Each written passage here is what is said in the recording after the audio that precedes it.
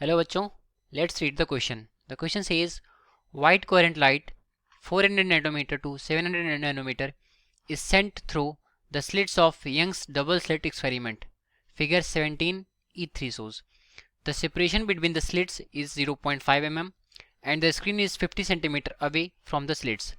There is a hole in the screen at a point 1.0 mm away along the width of the fringes from the central line.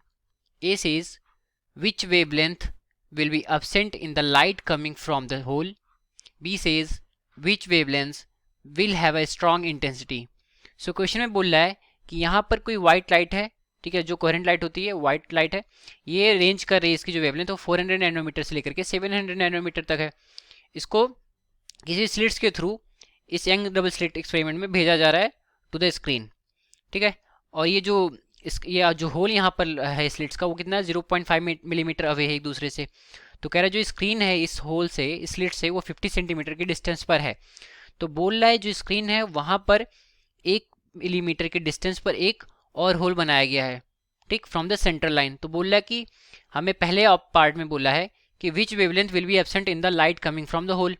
तो कह रहा है कि इस whole से जो लाइट आ रही होगी उसके लिए कौन सी वेवलेंथ एब्सेंट होगी। बी पार्ट में बोल रहा है कि which wavelength will have strong intensity, तो किस वेवलेंथ के लिए जो इंटेंसिटी होगी स्क्रीन पर वो मैक्सिमम होगी, ठीक है, मतलब ब्राइट फ्रिंज बनेगी। और ए पार्ट में बोला है किसके लिए हमारा वहाँ पर डार्क फ्रिंज बनेगी। तो हमें ऐसी वेवलेंथ को बताना है। तो सॉल्व करते हैं इस प्रॉब्लम को। यहाँ पर यंग डबल स्लिट एक्सपेरिमेंट का यूज़ किया जा रहा है, ठीक है। तो यंग डबल स्लिट एक्सपेरिमेंट में जो हमारे ब्राइट फ्रिंज होता है, ब्राइट फ्रिंज के लिए जो पोजीशन होती है वो होती है y n is equal to, अगर वाई डिस्टेंस पर हमारी बन रही है तो n lambda n capital D by small d, ठीक है। यहाँ पे कैपिटल डी क्या है, इस स्लिट से लेकर के स्क्रीन तक की डिस्टेंस को हम बोलते हैं कैपिटल डी से। और ये जो 0.5 mm होता है, मतलब दो जो स्लिट्स होती हैं इनके बीच का जो सेपरेशन होता है उसको हम स्मॉल डी से डिनोट करते हैं, ओके। तो ये हमें यहाँ पर गिवन है। लेमडा भी हमें दे रखा है 400 नैनोमीटर से लेकर के 700 नैनोमीटर तक। एन हमारे यहाँ पर इंटीजर होता है जो कि n is equal to 0 1 2 3 up to n तक वेरी करता है। ये हो गया ब्राइट फ्रिंज के लिए, ठीक है। यहाँ पे लिख देते हैं ब्राइट फ्रिंज के लिए, ठीक है, मतलब जिसके लिए वेवलेंथ स्ट्रांग हुई।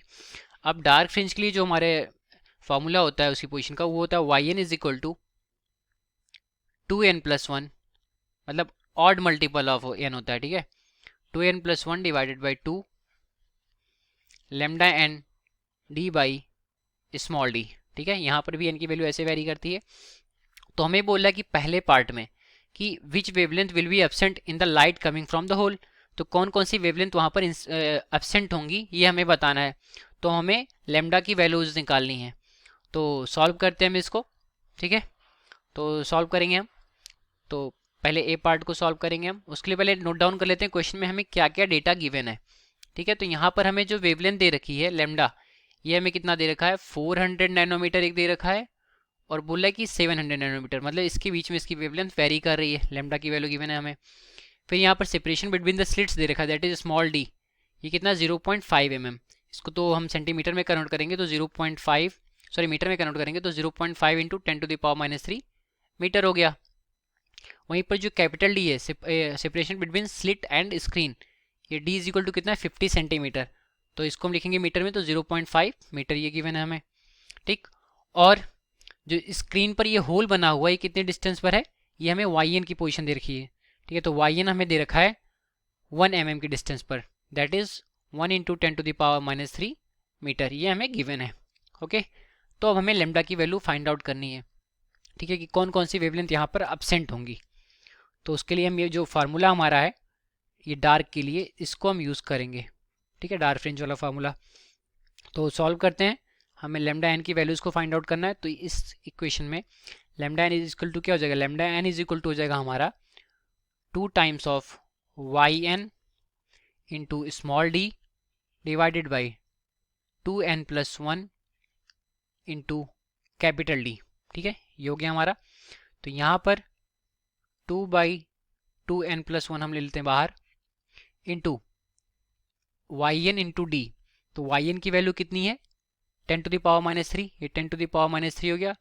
स्मॉल डी की वैल्यू कितनी है यहाँ पर, स्मॉल डी हमारा है 0.5 इंटू 10⁻³ ठीक है, ये हो गया। और divided by capital D that is 0.5। Okay, 0.5 से 0.5 कैंसिल हो जाएगा, तो यहाँ हमारा क्या बचेगा 10 टू द पावर -6। ठीक, 10 टू द पावर -6। तो इसको हम सॉल्व करेंगे तो 2 डिवाइडेड बाई 2n+1 हो गया, और ये हो गया 10 टू द पावर -6 मीटर। 10 टू द पावर -6 हो गया। ठीक है, अब इसको हम नैनोमीटर में अगर कन्वर्ट करें तो कितना हो जाएगा 10 टू द पावर 3। ठीक है, नैनोमीटर में कन्वर्ट करने के लिए हमें क्या करना पड़ेगा 10 टू द पावर -9 से डिवाइड करना पड़ेगा, और -9 ऊपर जाएगा हमारा तो यहाँ पर +3 हो जाएगा। ठीक है, तो इसको हम +3 लिख देते हैं यहाँ पर डायरेक्टली। ओके, इसको हम डायरेक्ट +3 लिख करके नैनोमीटर में कन्वर्ट करते हैं, क्योंकि वेवलेंथ जो हमें यूनिट गिवन है यहाँ पर वो नैनोमीटर में गिवन है, तो नैनोमीटर में निकालेंगे। तो जगह 3 ये नैनोमीटर हो गया, ये लेमडा n हो गया। ठीक है, अब हम यहाँ पर जो n देखेंगे, n डिफरेंट n के लिए चेक करेंगे कि किस किस वेवलेंथ के लिए, किस किस n के लिए हमारा ये वेवलेंथ एब्सेंट होगा, वो हमें फाइंड आउट करेंगे। ठीक है, तो नेक्स्ट स्लाइड में चलते हैं। तो हमारा जो लेमडा n निकल करके आया है वो कितना निकल करके आया 2/2n+1 into 10 to the power 3 nanometre, ये निकल करके आया। तो अब n इज इक्वल टू 1 के लिए चेक करें, n इज इक्वल टू 1, तो n इज इक्वल टू जब 1 यहाँ पर रखेंगे तो ये जाएगा हमारा 2/3 into 10 to the power 3 nanometre. ठीक है, तो 2/3 हमारा यहाँ से कितना हो जाएगा 2/3, ये जब हम इसको डिवाइड करेंगे और 10 टू द पावर 3 से मल्टीप्लाई करेंगे तो देखते हैं कितना आता है।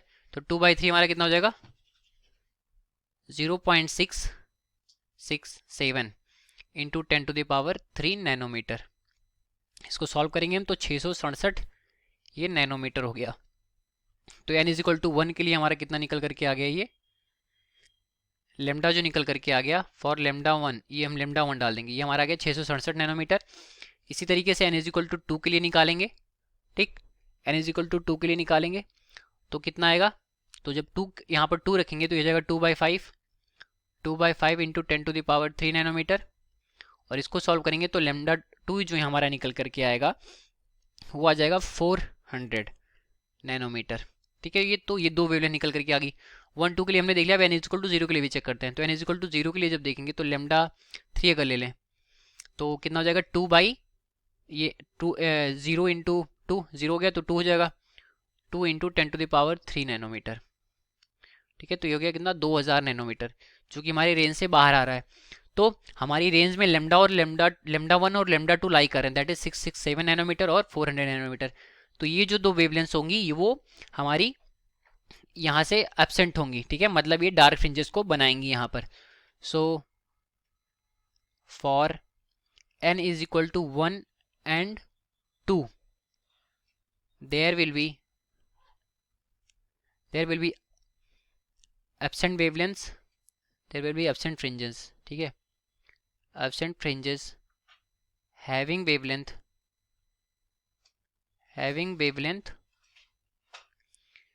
400 नैनोमीटर एंड 667 नैनोमीटर। तो ये जो दो वेवलेंथ होंगी ये एब्सेंट होंगी।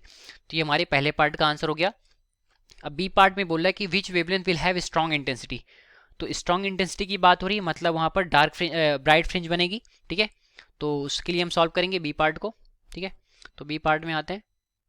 बी पार्ट में हमें बोला है स्ट्रॉन्ग इंटेंसिटी की फ्रिंज वहाँ पर बननी चाहिए, तो उसकी वेवलेंथ हमें बतानी है। ओके, तो स्ट्रॉन्ग के लिए क्या होता है y n is equal to देखा था हमने n lambda n capital D divided by small d होता है। ठीक है, तो अब क्या करते हैं, पहले हम एन की वैल्यू देख लेते हैं कि किसके लिए हमारा मैक्सिमम होगा, या फिर हम इसको 1 बाय 1 करके चेक कर लेंगे। ठीक है, तो यहाँ पर हम वैल्यूज डालते हैं। तो पहले एन इज इक्वल टू 1 के लिए हम चेक करेंगे, n is equal to n 1। तो यहाँ पर हमारा क्या निकल करके आएगा, हमें लेमडा निकालना है, तो लेमडा 1 इज इक्वल टू हो जाएगा y 1 d divided by capital D, n हमारा 1 हो गया, तो y तो हमारा फिक्स है। ठीक है, तो यहाँ पर y की वैल्यू कितनी हो जाएगी 10 टू द पावर -3, क्योंकि y हमारा क्या देखा 1 mm into small d that is 0.5 mm, तो 0.5 into 10 to the power -3 divided by capital D that is 0.5। तो ये यहाँ से निकल करके आ जाएगा हमारा कितना 1000 नैनोमीटर। ठीक है, तो लेमडा 1 हमारा आ गया 1000 नैनोमीटर, जो कि हमारी जो गिवन रेंज है इससे ज़्यादा आ गया। मतलब इसके लिए तो ब्राइट फ्रिंज बनेगी, बट ये हमारे गिवन रेंज में लाई नहीं कर रहा है। तो ये हमारा आंसर नहीं होगा। अब हम n इज इक्वल टू 2 के लिए चेक करते हैं, ठीक है। तो ये हमारा लाई नहीं करेगा उसमें, आउट ऑफ रेंज हो जाएगा, आउट ऑफ रेंज, ठीक है, क्योंकि हम ये लाइट यूज़ ही नहीं कर रहे हैं तो इसके लिए बनेगा नहीं। अब n इज इक्वल टू 2 के लिए देखते हैं, तो लेमडा 2 इज इक्वल टू हो जाएगा हमारा यहाँ पर y d divided by 2 times of d, ठीक है। अब यहाँ पर वाई डी बाई डी कितना था हमारा 1000 था, अब इस 1000 ऑलरेडी हमने निकाला यहाँ पर, तो 1000/2 हो जाएगा, 1000/2 that will be equal to 500 nanometre. ये हमारे जो गिवन रेंज है इसमें लाई कर रहा है, तो इसके लिए ये क्या होगा, स्ट्रॉन्ग वेवलेंथ होगा, तो ये स्ट्रॉन्ग वेवलेंथ को फाइंड बनाएगा। अब अगर हम यहाँ पर n इज इक्वल टू 3 डालें तो 1000/3 कितना हो जाएगा हमारा, 1000/3 हमारा हो जाएगा 333 के आसपास, ठीक है, ये हो जाएगा हमारा 333.33। तो ये हमारा इस रेंज से बिलो लाई कर रहा है, तो वो भी नहीं होगा, उसके लिए भी देख लें। तो n इज इक्वल टू 3, तो लेमडा 3 इज इक्वल टू कितना हो जाएगा 1000/3, this will be equal to 333.3 nanometre. ये भी आउट ऑफ द, ये बिलो द रेंज हो गया, तो इसके लिए भी स्ट्रॉन्ग नहीं बनेगा। तो मतलब n इज इक्वल टू 2 के लिए जो हमारी ये लेमडा 2 निकल करके आ रही है दैट इज 500 नैनोमीटर, इसके लिए स्ट्रॉन्गेस्ट इंटेंसिटी की वहाँ पर फ्रिंज बनेगी। तो हमारा जो गिवन आंसर हो जाएगा वो हो जाएगा 500 नैनोमीटर। हेंस क्या हो गया option, which wavelength will have strong intensity, तो hence 500 nanometre has strong intensity, ठीक है। ये हो गया हमारे बी पार्ट का आंसर। तो एक बार हम समराइज करते हुए चलते हैं इसको। तो क्वेश्चन में मैं बोला था कि हमें पहले बताना है कि किस किस वेवलेंथ के लिए एब्सेंट वहाँ पर फ्रिंजेस बनेंगी। तो उसके लिए पहले हमने डार्क फ्रिंज का जो फॉर्मूला था उसकी हेल्प से निकाल लिया, ठीक है। तो यहाँ पर हमने पहले लेमडा एन देखा कितना आ रहा है, फिर हमने एन की यहाँ पर डिफरेंट वैल्यूज़ को रख के चेक किया। तो एन की वैल्यू पहले हमने 1 रखी तो 667 नैनोमीटर आ गया, हमने 2 रखा तो 400 नैनोमीटर आ गया, जो कि हमारे गिवन रेंज में लाई कर रहा है। तो इनके लिए वहाँ पर असेंट फ्रिंजेस बनेंगी, मतलब वहाँ पर डार्क फ्रिंजेस बन रही हैं। फिर n इक्वल टू 0 के लिए भी हमने चेक किया, तो वो हमारा आउट ऑफ द रेंज लाई कर रहा है, तो ये हमारा इसका आंसर नहीं होगा। तो हमारे लिए lambda 1 for n1 and lambda 2 for n2, ये जो कि 400 नैनोमीटर और 667 नैनोमीटर आ रहे हैं वेवलेंथ, ये करेक्ट आंसर हो जाएगा ऑप्शन ए का, ठीक है। तो यहाँ पर हमारा कितना निकल कर क्या है, 400 नैनोमीटर और 667 नैनोमीटर, ये हमने ए पार्ट के लिए सॉल्व किया। ठीक, बी पार्ट में बोला था कि किसके लिए स्ट्रॉन्ग इंटेंसिटी बनेगी, किस वेवलेंथ के लिए, तो उसके लिए हमने ब्राइट फ्रिंज का फॉर्मूला यूज़ किया, ठीक, और एन की डिफरेंट वैल्यूज़ के लिए चेक किया। तो n इज इक्वल टू 1 के लिए जो हमारा वेवलेंथ निकल करके आया वो आउट ऑफ द रेंज हो गया, तो ये हमारा रॉन्ग आंसर हो गया। n इज इक्वल टू 2 के लिए देखा तो हमारा 500 नैनोमीटर है, जो कि हमारे विद इन रेंज लाई कर रहा है। n इज इक्वल टू 3 के लिए हमने देखा तो ये हमारा बिलो द रेंज हो गया, तो ये भी हमारा आंसर नहीं होगा। तो हमारा करेक्ट आंसर जो हो जाएगा वो 500 नैनोमीटर हो जाएगा। ओके, तो ये रहा हमारे इस क्वेश्चन का correct solution. I hope you understood it well. All the best, thank you.